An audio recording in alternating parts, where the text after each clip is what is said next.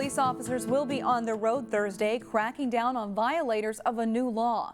Maple Grove police say it could help cut down on one of their top complaints. Probably the #1 complaint that we receive related to driving in this city is distracted driving, use of cell phones, sitting at stoplights and you see the person in front of you not move and you can see they're on their cell phone, and as of tomorrow that's all going to change and it'll be illegal to have your phone in your hand. Sergeant Dan Hammond says if you can't resist the ping of your cell phone, put it in your glove box. If you have a phone in your hand, you could get a ticket. Police say this law was a long time coming and it will be a big change for people. The penalties can add up too. For the first violation, your ticket starts at $50 plus court fees. Then it goes up to $275 for the second offense. Bicyclists are applauding the new hands-free law, saying it will make the roadways a safer place for them. The Bicycle Alliance of Minnesota found that only 60% of bicyclists feel safe out on the road. They have lobbied the state legislature since 2016 for this law and say it will save the lives not only of people who ride their bikes, but pedestrians too. Driving hands-free isn't the only law impacting drivers on August 1st. Another one is you can be ticketed for driving below the speed limit in the left lane. Police say there's a bit of confusion about this law. You can still drive slower than the speed limit, but you have to stay out of the left lane to do it. The new law is also not permission to drive as fast as you want in the left lane. One of the big questions is, well, if I'm at the speed limit, can I be in the left lane? It is not to be in the left lane to drive as fast as you want or be well over the speed limit. That is not what the law is designed for. It's to keep the slower driver under the speed limit out of that left lane. Maple Grove police will be watching for violators of this law too, because it impacts major highways like 610, 494, and 694. Crystal police are investigating a stabbing incident that sent one person to the hospital. It happened at an apartment complex in the 5300 block of Hanson Court North early Wednesday morning. When police arrived, they found one person injured in what authorities are calling a domestic assault situation. The victim was taken to an area hospital with injuries that are not considered life-threatening. Police did arrest a suspect and charges are pending. A new luxury senior living community is proposed for Maple Grove. A 4-story 150-unit apartment complex is planned near County Road 101 and Bass Lake Road. The complex, called Havenwood of Maple Grove, would offer assisted living and memory care units as well as independent living. A 10,000 square foot daycare facility is also planned for the site. A Hy-Vee grocery store is under construction to the south of this location. Hy-Vee is expected to open up this fall. Construction on a new style of townhomes could begin as early as this fall in Brooklyn Park. Pulte Homes wants to build 105 townhomes south of Highway 610 at 93rd Avenue and Regent. The development is called Pemberly, and it would offer 2-story units that could appeal to singles, first-time home buyers, and active empty nesters. Most townhomes in the city are 3-story. The units would start at $200,000. It might be warm and sunny out, but that doesn't mean kids can't spend time this summer molding their creativity. In this week's edition of What I Learned at Summer Camp, Delane Cleveland shows us a program that's teaching kids how to work with clay. If you are ready, go ahead and have a seat. In the middle of summer, you generally wouldn't see kids excited about sitting in a classroom. So we're going to work with some model magic again. But things can quickly change when there's ice cream involved. I think it looks yummy. That's quite a statement considering that this ice cream Gonna make a brownie. is made out of clay. It's just one of the skills kids learned last week during clay creations and more. Yeah, we try to do a lot of different types of projects and types of themes, and we do a couple each year. Lisa Vitkus is one of the people running this summer camp.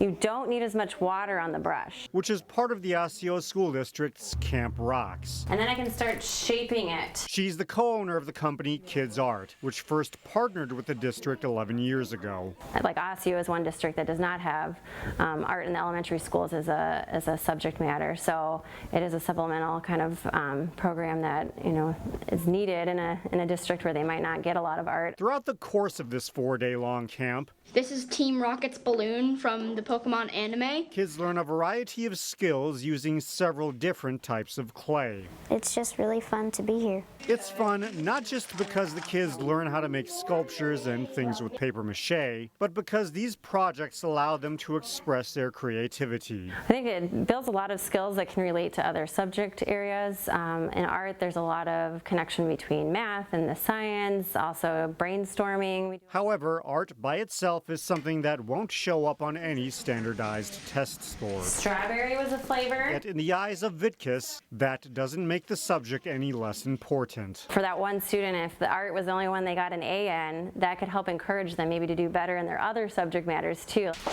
That being said, those other classes won't start up for another few weeks. For now, the focus is on fun. I like to work with clay. In Maple Grove, Delane Cleveland, CCX News. If you haven't been out to East Medicine Lake Park recently, you are in for a surprise. They're going to notice the complete renovation of the park. This beautiful area here that still takes advantage of the gorgeous view of the lake. They're going to see this 16-foot tall play structure here with this awesome fast slide, but not too fast. The park officially reopened Tuesday night after a renovation that refreshed the beach and improved drainage to prevent the park from flooding. Besides the new playground features, there's also a rentable shelter, restrooms, and new lights out in the parking lot.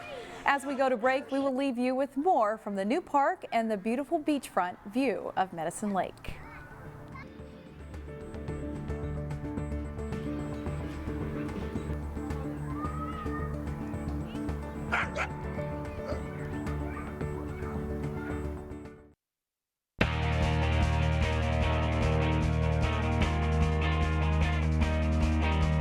Even as the calendar turns to August, there are still a few good months of golf left here in Minnesota for the season. In our weekly summer series, Ace in the Hole, we take a look this week at a 360-yard par 4 that features plenty of challenges along the way. We have traveled up I-94 for this week's Ace in the Hole to a real gem of a course in St. Michael. It is Fox Hollow Golf Club, and we are with Eric Larson. He is the general manager and head golf professional. And Eric, great golf course and a real fun hole to play, 16, which has been redesigned here just within the last couple of years. Yeah, we just reopened it in 2017.